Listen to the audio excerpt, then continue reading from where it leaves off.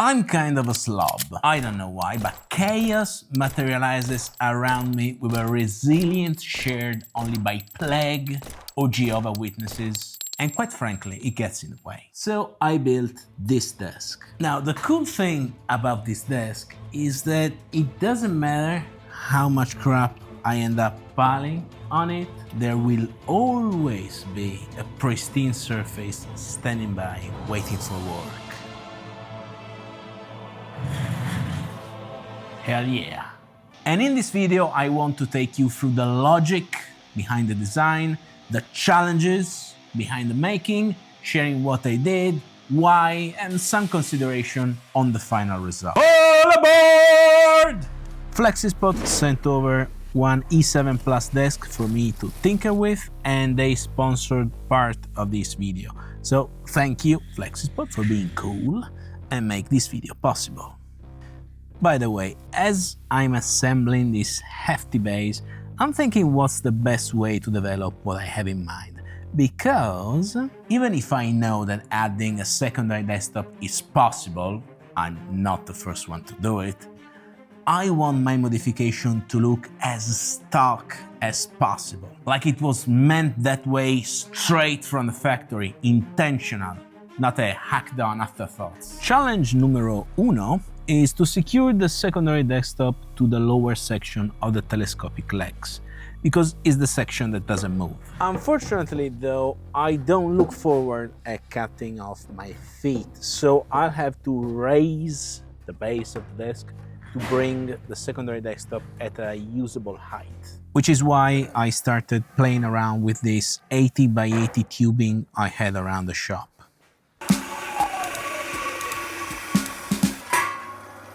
And I got to this mock-up, which would be at the right height if it didn't look like the rear end of a baboon. Introducing wheels.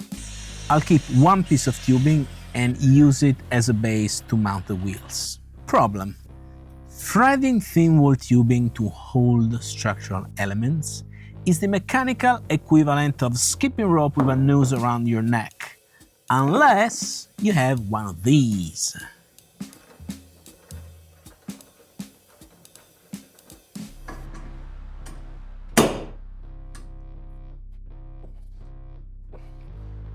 These are basically rivets, but instead of holding things together, they grip the tube, providing a quick, strong thread without the need to break a tap in the process.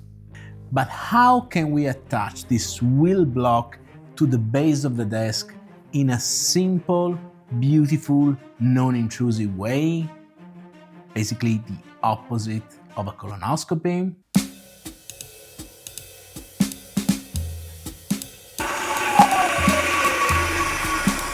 And my go-to solution is always raw machined aluminum, because it's cold but sensual and hauntingly beautiful, which is what the prince must have thought about Snow White when he decided to burst open the crystal coffin and kiss the alleged corpse of a complete stranger. But let's not get distracted by the romance.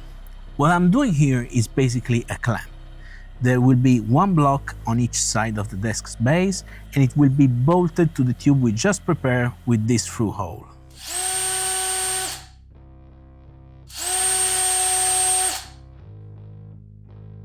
Now, in order for this thing to be a clamp, we need to make a notch so that the top of the block can grab onto the base of the desk and push it against the tube with the wheels, sandwiching everything together as it was a solid piece. We also have to make this horrible sound with that poor drill bit to make clearance for the protruding part of the threaded insert.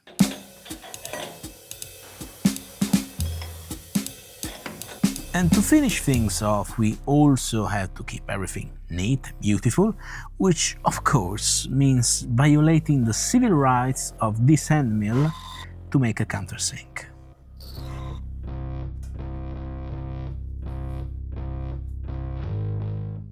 Oh, it also means torturing these screws, because the fake countersink is obviously too small for the actual size of the head of the screw. Isn't it great how amateurism can change spawn out of itself? But I mean, look at that clamp, it can really make a prince bite his lip. And how about a bit of red on the wheels? Huh? It gives that little kick in the butt that makes the whole assembly dance at the right rhythm. I'm also taping the wheels because I don't want all the crap on the garage floor to embed itself in the plastic.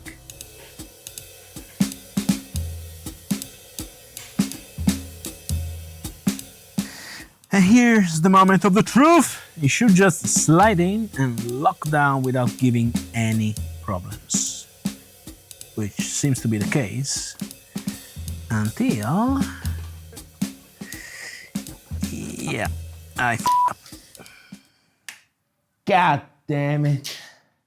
There were two pieces of tubing. One was 5 millimeters shorter than the other, and I don't want to say I picked the wrong one, because it wouldn't be fair to the tube. But let's just say that for sure I didn't pick the right one.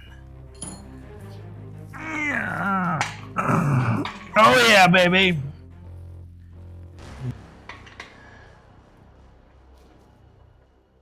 This might turn out really, really, really cool.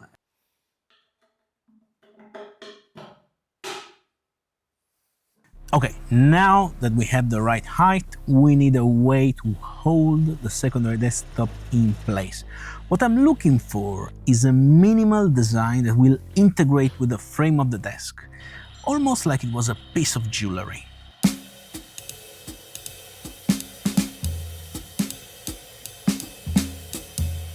So we are basically making 4 bracelets, one for each leg, that will act as supports for the secondary desktop.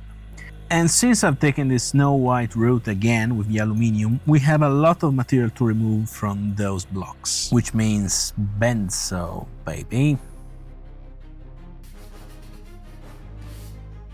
The first rough cut is gonna be a Genghis Khan level of rough, so before burning through Asia, I want to protect all those beautiful machine surfaces.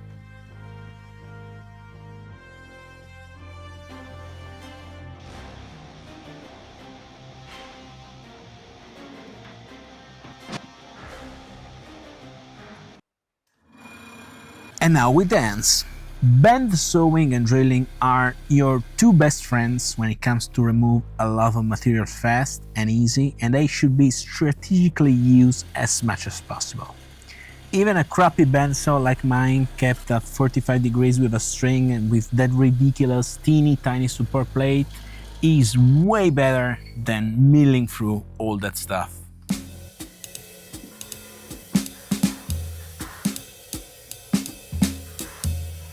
Of those 8 pieces, 4 need an extra trim before being stripped from the protective layer and go back under the mill for final size.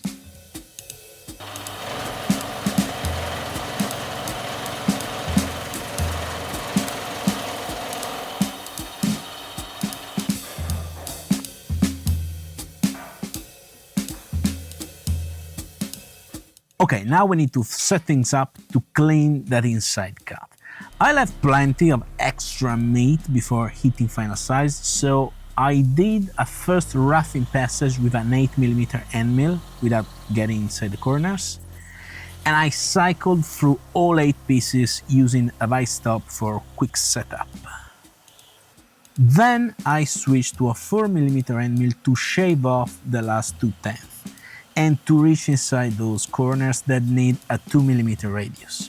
I had to flip the part because it's a short end mill, but you gotta work with what Mother Nature gives you. Besides, it doesn't have to be a pretty cut, just a good fit on the tube. Then it's just a matter of holes and threads to lock the 2 halves of the bracelet around the leg. The longer half gets some blind holes and a thread, while shorty here will get a through hole and a countersink. And I know that drilling lots of holes can be boring, but it's important to remember that boring isn't drilling.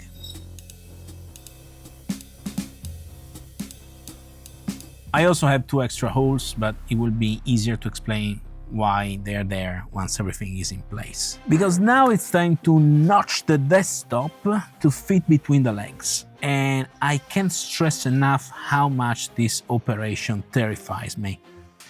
Possibly because I have only one shot, one opportunity, and my palms are sweaty already, but mostly because if the fit of the cutter on the legs isn't perfect, it will look like shit. Okay, so I have put the tape on the table, I have outlined the cuts, but even before putting hand on the saw, I can already see the tragedy unfolding at the horizon. I really want to do this on a milling machine, because the more precise these cutouts are, the more beautiful and appealing the result. And I have one shot at this, and I am no woodworker. So I really want to do this on a milling machine, which wouldn't be an option if I didn't have a milling machine table extension that I can adjust at any level I want, aka the desk itself.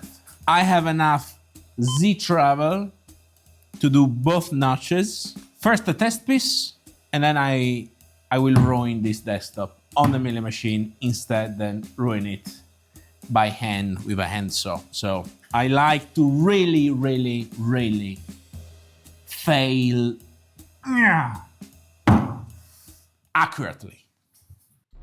Now, I know that drama is unknowingly exploited in all sorts of ways to raise the stakes of trivial tasks and increase retention on videos, so I won't try to convince you that my marriage was depending on the success of these operations, because I don't like having bugs fertilizing my living room. But this is really the tipping point of the whole project, and I was really nervous, so I did my best to go above and beyond with the setup. These are the two stops to align the desktop with the mill travel, so using an indicator I made sure they are tight and perfectly aligned.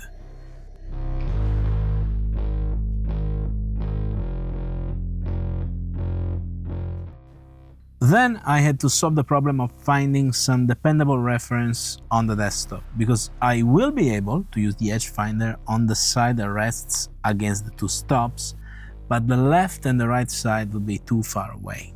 So I'm machining this piece of wood at exactly 400 millimeters, which is exactly half the width of the desk. So now I can use this very precise piece of wood as a reference against the outer edge of the desk and find the center. Then, thanks to my spotless organization and healthy dose of blind luck, I managed to find a 4mm end mill that was 4mm all the way, so that I could take two cuts and pierce through the whole thickness of the desk while pretending it's okay to rub the shank on the edge of the first cut while taking the second. My main fear at this stage was clogging, because it's a 4-flute end mill and I only had this one, so I wasn't looking forward at snapping it, but with a generous amount of air blowing the dust, the test cut went smooth. So the question swiftly turned from will it blend to will it fit? And to my surprise, it wasn't just fitting like a cheap overall. It was the kind of fit only full-body latex suit from the most expensive adult entertainment productions can match. I think we can do it for real now. The idea is to use this packing foam as a sliding filling in a desktop sandwich.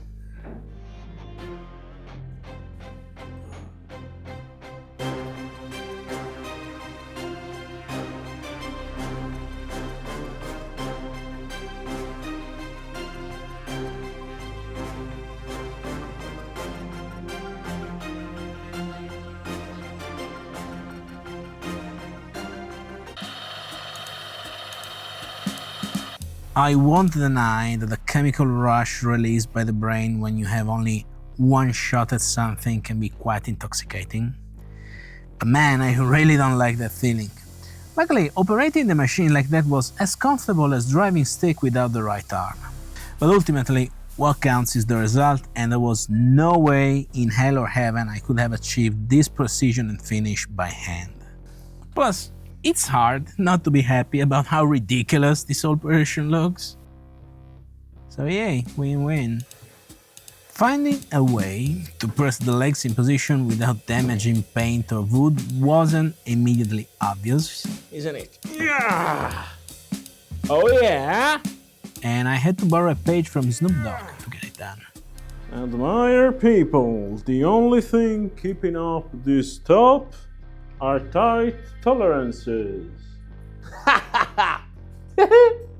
And here come the bracelets that clamp around the legs, supporting the desktop and looking clean and neat.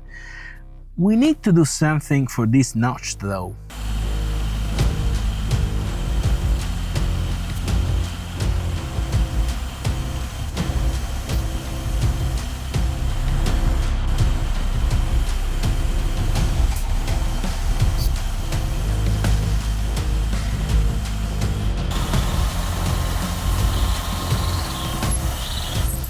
Yo, maybe it's just me, but a seamless merging of wood and aluminium with the matching radius looks very, very sexy to my eyes. Now this is all cool and thrilling, but it kinda still looks like any other desk. But I'd like this desk to be a little more unique, a little more flamboyant, a little more in touch with the greatest period in desk history, the 18th century. To this day, archaeologists can't explain who built these exquisite, functional, and quite literally sculpted desks. But they all agree they weren't humans. And I want a piece of that. I want to take the classic layer design of the old secretaire, give it some slicker lines, and try to make it out of metal, like it was a vintage car. But how am I going to do this? I'll start by having PCBWay cut for me a bunch of sheet metal. Because sheet metal is awesome, but it's also an unbearable pain in the tail to cut if you don't have a laser. And PCBWay has lasers. And a long nose to sniff the cool shit they support and that I could not make without them. So if you got a prototype, some 5-axis CNC part, EDM cutting, if you need to 3D print freaking cast iron and local solutions are an option, click down below, get on their website, click, click, click, bang, get a quotation. Been working with them a long time at this point. They're cool guys. So, while PCBWay does all the work, what am I gonna do besides growing fat and lazy? I'm gonna build a frame. Because sheet metal is cool, but it's also fickle like a summer lob. And if you try to weld a summer lob, things will get twisted and deformed and ugly very, very fast. A frame should keep the heart and the steel in the right place. So I'm doing my best to build the frame as square as possible, because if the frame isn't square, it kind of defeats its own purpose. But luckily, it's fairly easy. All it really takes is a good square and a basic knowledge of how welds pull at each other to compensate the movements while tucking all the pieces in place. The idea here is to tuck everything first, and only when everything is stacked and braced together as rigidly as possible weld the critical points solid. And then it was finally time for the real deal. Step 1 would be to center the frame on the sheet metal base and tuck everything firmly in place. You can certainly tell by looking at the back of my head, I was nervous. I welded my fair share of sheet metal, but I'm not that good, and I didn't leave myself much margin of error for this project. However, everything was pretty much falling into place as intended. I just needed to be careful and assemble things in the right order to keep all the welds hidden.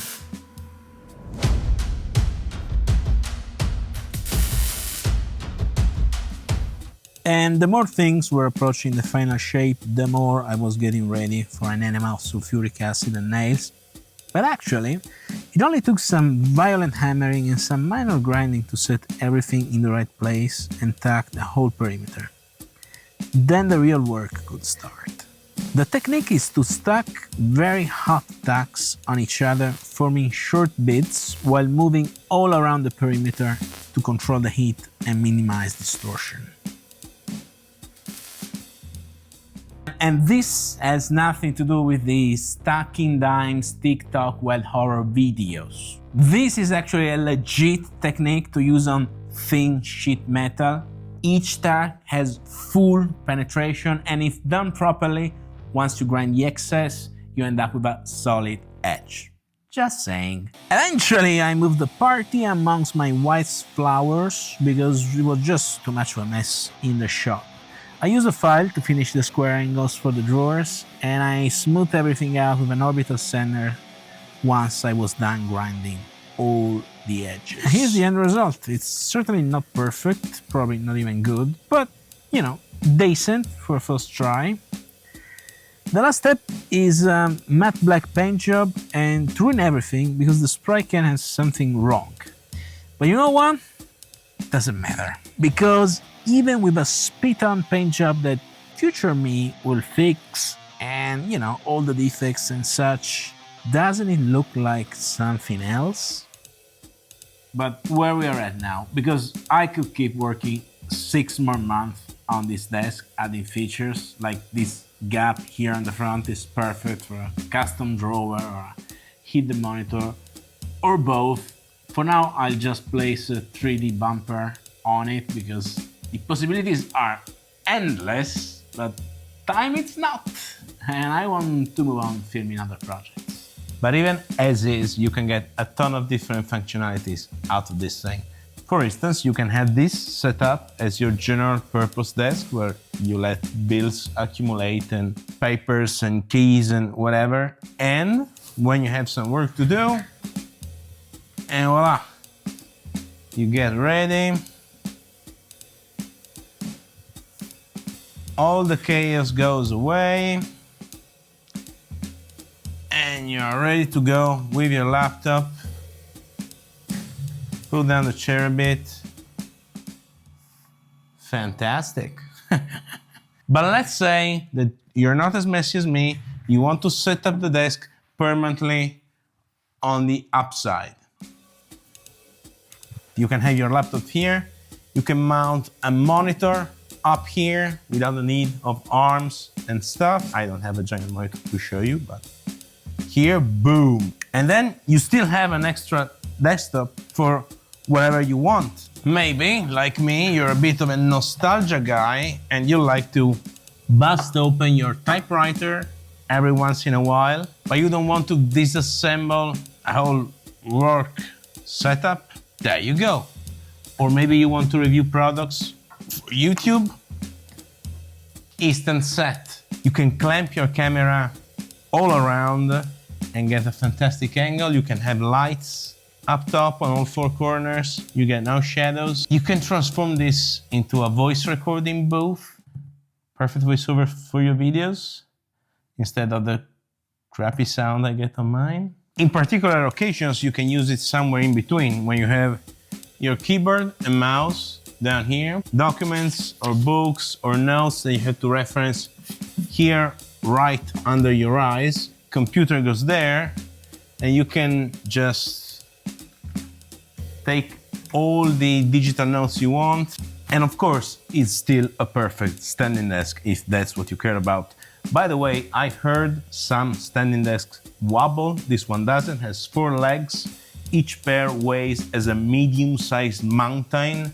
This thing is rock solid. I could not have done better. In fact, I was so impressed by the build quality that I got you a code for a $50 discount in case you want to get one. It will be pinned down in the comments. The key takeaway here is get a standing desk if you can, because they are truly awesome. But don't just use it to sit and stand, because that's truly a waste. What you pay for here is built-in automation. Make something cool with it. And I know that tinkering with something you just bought. It's kind of scary because there's always the chance of ruining something, but it's fun, it's worth it, it's what we humans do. We're tinker. So, tinker, and more importantly, subscribe or leave a comment. Feed my ego somehow. I need it. Okay? Thank you.